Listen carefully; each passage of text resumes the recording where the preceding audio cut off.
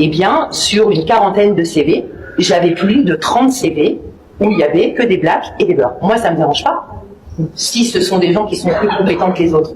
Mais je me suis juste posé la question de savoir quels étaient les autres CV qui avaient été reçus en fait par la société. Donc j'ai demandé qu'on m'envoie en fait les autres CV. Et là, je me suis rendu compte qu'il y avait des Thibaut, des Nicolas, des Sarah, des David, qui avaient été éliminés naturellement par en fait les DRH, les RH de ma société, parce que majoritairement, ce sont des gens qui sont issus en fait d'une certaine, on va dire, population et qui éliminent.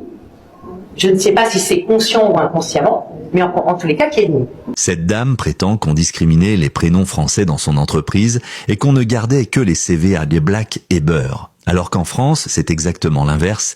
Les candidats issus de l'immigration maghrébine ou africaine sont massivement pénalisés à l'embauche. Beaucoup d'enquêtes l'ont démontré. Et son explication ? Les RH sont majoritairement immigrés et ils favorisent les leurs. Donc, les discriminés d'hier deviendraient subitement les pires racistes ? Sauf que magie. Dans les statistiques, ce sont encore et toujours les mêmes profils qui sont discriminés. Étrange, non ? Quant au terme « black et beurre », je ne sais même pas quoi dire.